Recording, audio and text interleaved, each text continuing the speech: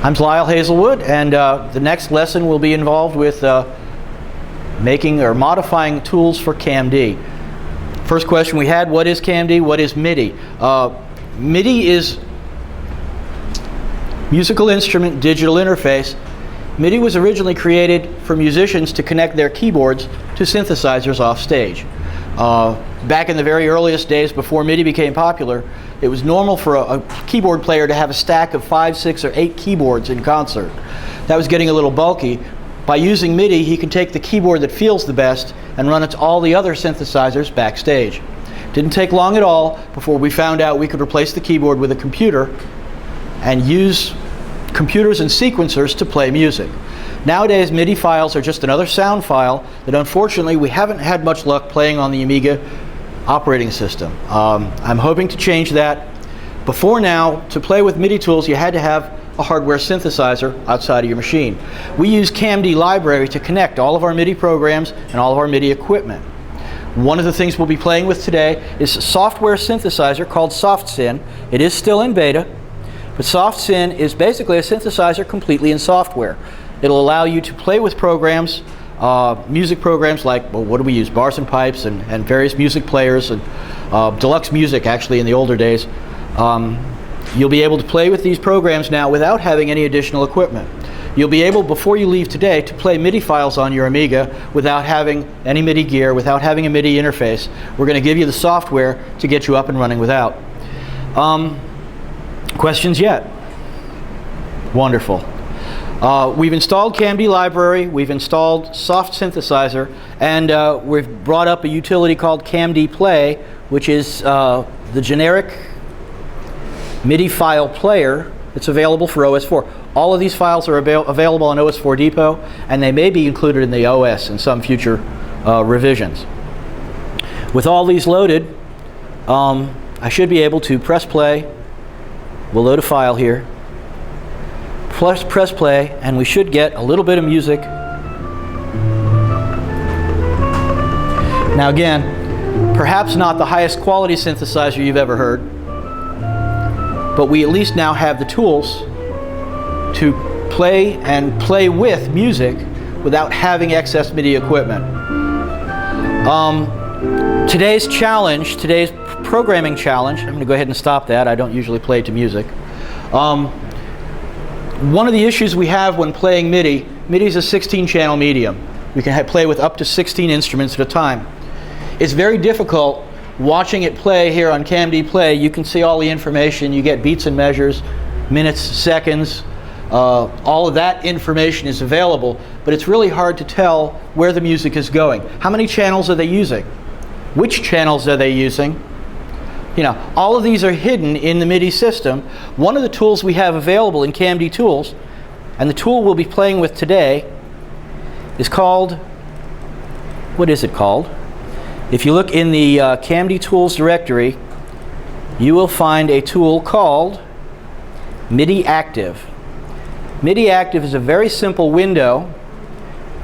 Once you've run it, you connect it to the same port that your synthesizer is connected to, in this case Yamaha XG. The next time I play this MIDI file, you should find information here in MIDI Active that'll give you a little idea on exactly what's going on. You can see it has selected 2 piccolos, a bass, and a jazz guitar. I can tell what channels they're playing on. In this case, channels 2, 3, 4, and 5. Off on the left side, we have the activity indicators. Now, these indicators are actually a 3-state indicator. They're gray when off, when no notes are playing. You get a small red square when any single note is playing. And if a chord or multiple notes are being played, it draws in a larger box. Kind of makes it easier to see what's playing, where the music is going. By the way, drums in MIDI are universally on channel 10. That's just a given. If you hear drums, channel 10 is the place to look for them. So this is the tool I'd like to work on today. As a programming exercise, I've provided the source code. I'm going to go ahead and stop that, as much as I love the music. I've provided the source code to this tool. It All of my MIDI tools in the CAMD tools package include the source code. Anybody can get into any of my tools and play with them at any time. We have keyboard displays, we have various activity indicators. There are shell tools that allow us to move music around, change its nature, do transpositions, whatever you like. But getting back to the point here, as useful as this tool is, it's extremely crude. These indicators on the side are just using simple red squares. Little square, big square. As graphics go, it's about as sad as it gets. What I'd like to invite you to do today is to open up the source code for this, find the portion of the program that draws those little red squares, and replace them with any images you'd like. If we open up the source code, again, you'll find it in MIDI active under source. There's a wide variety of files in here. For the record, I did not prepare this particular folder for this lesson. This actually came straight down off of OS4 Depot. This is just the way my tools are distributed. To have a look, you have, again, the C files and the H files that tie them together. If you take a look at a file called images.h, it's an extremely short MIDI file. I'm sorry, source file. In images, we define 4 rectangles. This is about as low-tech as images can get. These definitions basically lay out the size and the shape of those little red squares. Why there are 4 instead of 3? If we had drawn the multiple notes on the larger red square, and then we draw, if it goes down to a single note, and we draw a smaller red square on top of it, it won't show because we're drawing a small square on top of a larger square in the same color. So what I've actually done here, you'll notice that the second image is linked to the last image. These are actually a pair of rectangles. So we have a larger gray rectangle with a smaller red rectangle in the center. All this is the old way, the ugly way to draw little red squares. As we're learning object-oriented coding, one of the things that we use to do that, we have an image collection called AISS, which is available. Many programs are using it now to get prettier buttons, prettier images. AISS is literally thousands of images stored in your Amiga, ready to be used by any program. What I'd like to set you onto today is to find the routines in the source code that use these particular red squares and replace them with something a little prettier. Take a browse through AISS. You can use, they have LEDs, red lights, green lights, large, small. Remember, we need 3 states. We don't just need on and off. We also need on a little bit for one note, on a lot for multiple notes. All the logic needed to tie in with MIDI is done for you. You're welcome to go through the program and see how it looks. You're welcome to go through all the MIDI tools and check out their source code. But to keep it simple for today, all we need to do is find the particular routine that uses those images and replace it with something new. Towards that end, one of the programming tools I haven't seen used yet is find. Let's see, where can I get a shell? The source code to MIDI active is in RAM, I think. I love the quotes that come up when you open a shell on this machine. If we go to that directory, take me just a minute to drill down.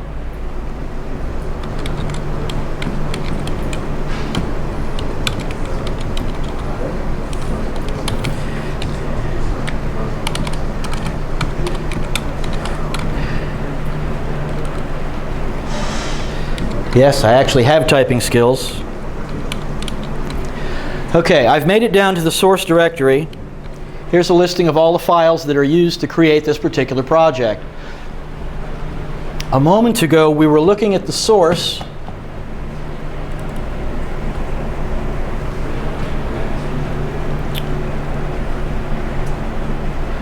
Yes, I'm lost in the windows.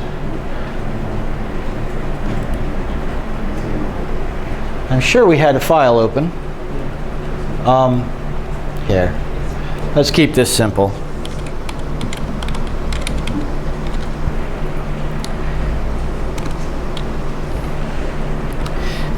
Next week I'll learn how to type.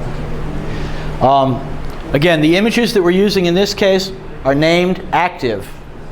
The easiest way to search through all of the code here and find out where those are being accessed would be to use, is it find or search? Find. You want to get from the CLI? Yeah. Use the workbench. Use the workbench. Right click on this workbench. Under, you're still in the context of the shell. Okay. Well, I'd like to search only in the source directory. You can add it up. Okay. I have not yet done this from the workbench. Window. You can just, if you're in the workbench, just do command down. Yeah, and the find at the bottom. Very good. And then hit none at the top. And then add path. Okay. At the top and do add path. And then you can do Volumes, RAM, MIDI lesson, CAMD tools, MIDI active, source. That's workable. and then OK. And Excellent. You can do pattern or contents. Okay. Again, we're looking for active. If I simply look,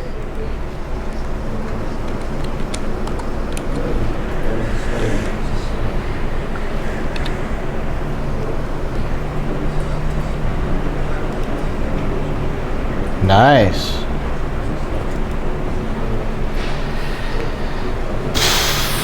Nothing ever goes as planned. Is it small a? Part, Small a? I believe it is capitalized. Oh.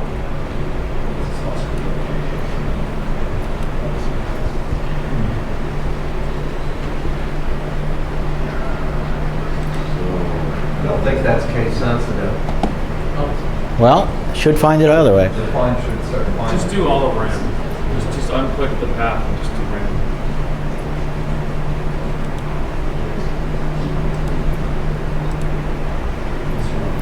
That's quite interesting. Let me try. Unfortunately, on my machine, I usually use grep, but I use a version of grep that's not native to the OS. So Well, this is Steve's machine. I think he might have grep on it. right, but I use a different grep that But he does. yes. Which source part are we? I'd like to look through all of the source files in the MIDI active source directory for any references to the word active with a capital A. If we're using, you can take it in the code bench. There's another idea.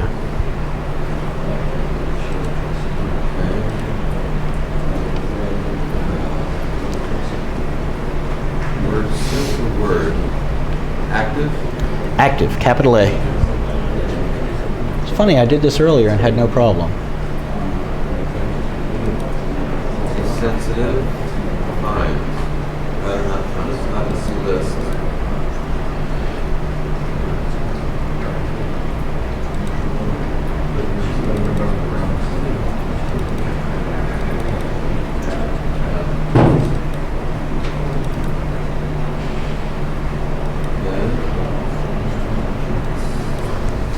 MIDI active, it's not sim. Next.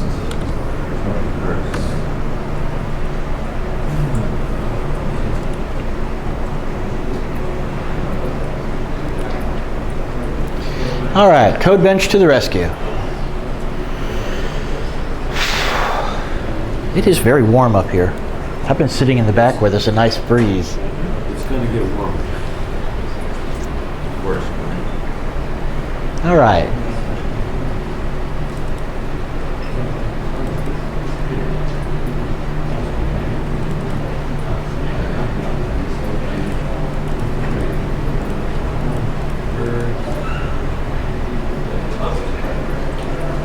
Code bench experts, finding references to these particular images from. Click the button at the top, the flashlight, Excellent. and then at the very top it says search current file. You can do search entire project or all open, and then search is in the middle. Marvelous. So it's only searching image.html because you need to load the other files in the project. Ah. So move the header out of the way. Pardon me? You move the editor out of the way, move to the side, you'll get to the project menu, Okay. which is the top. It's in the MA file, MAC, MA.C file. We'll be right back. I think it line numbers on this. Complete lock. It's gotta be a number of Do you have a reset button? The USB is out. Okay. I found it. Took a hard, yeah. CodeBench is a fantastic tool, but it does occasionally take us down the wrong path.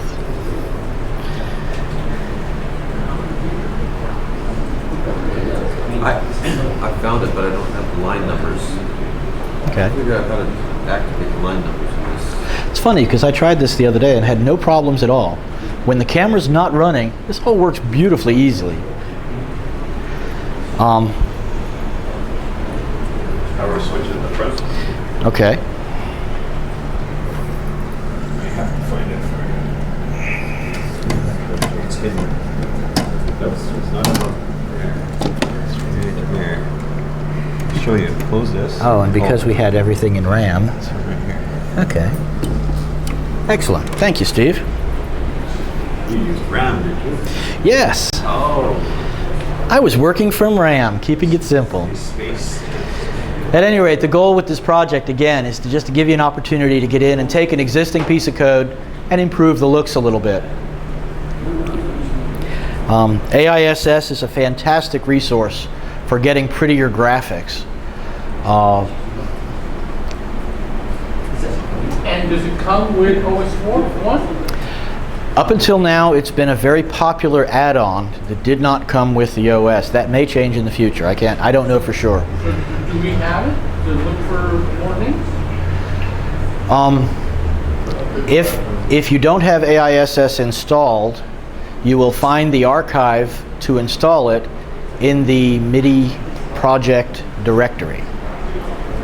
Steve, doesn't it come with the extras installer on the OS 4.1 install set? Yep. And for developers who are interested, there's a wonderful tool on OS 4.1 called the AISS browser, which you can actually use to take a look at all the images that are included for all your applications. So you're having to go and hunt and pack for the in TV images when they get installed. So highly recommend it. It's an excellent tool. I found they also have a PDF file that comes with the archive, and if I'm just in a hurry, I'll just browse them. I haven't heard that.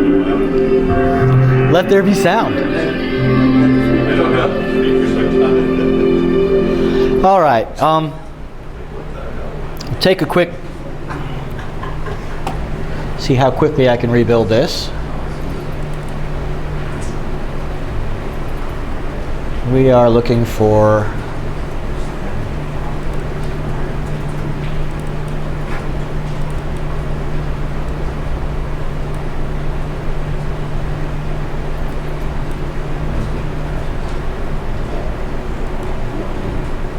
yeah, I've found that compiling right off of flash drives not always a good way to go either. Don't ever use that. It tends to tangle things up just a bit. FAT.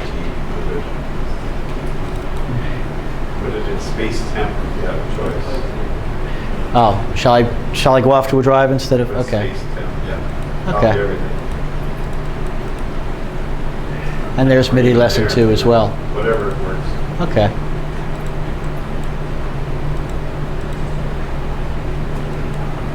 Not at all accustomed to working with a.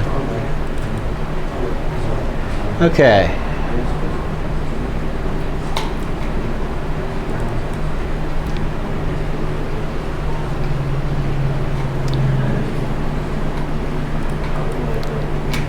If I take a look in MIDIactive.c, MA.c, excuse me, which is where main is held.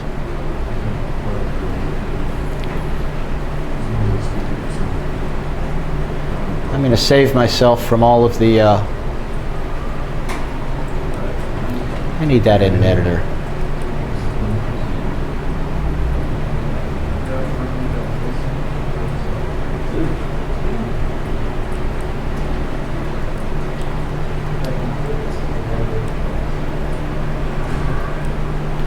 The MA.C is the primary source for this project, and I believe it should be fairly simple to come down to find the wait loop as Steve was showing us earlier.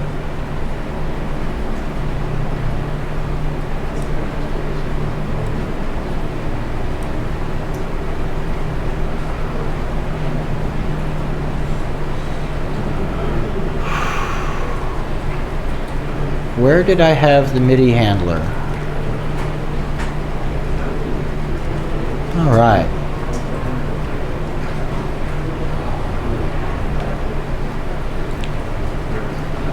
Process MIDI.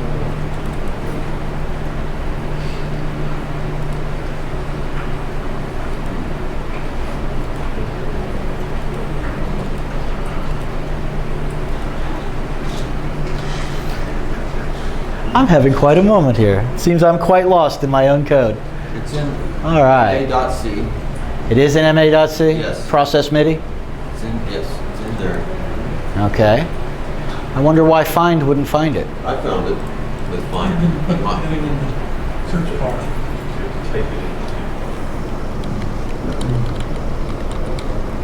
Oh, I'm sorry, you're looking for something different now. I thought you were looking for active. Here's process MIDI. Well, I'm trying to track it logically to find where the, here's the actual draw image commands that we're using to draw those little red squares. So today's programming challenge, something wrong? Remember, is my code just too old? Old school for you. This is the no, I get that look on Steve's face. I know I'm in deep. I know I'm in deep. Process MIDI is called whenever we get incoming MIDI messages that might affect us. In this case, we're counting how many notes are being played on each of the 16 channels and using that to draw one of the images declared. You can see here we get the MIDI message in, and if the note happens to be of type, if it's a note type message, and more specifically a type note on, then we're going to add 1 to the number of notes being played on that particular channel. If adding it takes us up to 1, we draw a small square. If adding it takes us to 2 or larger, we draw a larger square. Similarly, if we get a note off message, we're going to subtract 1 from that channel's note counter and redraw the image as appropriate. So all the image action is happening right here in this particular. Now, why don't I have line numbers on display? Notepad doesn't have. This is down. This is down about a 20% down into the MA file. It's actually the second function, so it's near the top of MA.C. And basically, that's going to be today's lesson, or today's exercise, I should say, is to upgrade these graphics with something a little more modern from AISS. I think actually that's all I'm going to do up here. I'm going to turn people loose and let them play, and I'll be wandering around the room helping out any way I can. I'm kind of looking forward to seeing this particularly useful tool with better graphics. I'm hoping to take a new version home that looks better than the one I'm using now and benefit from. Actually, a true goal here again is to show people how easy it can be to code for music, to write tools for CAMD. I've written dozens of tools. I continue to write them on a regular basis. Music is where I play in the Amigas, and it's my hope and my goal to encourage others to play in music as well. CAMD really does make it easy to pipeline the music back and forth from place to place.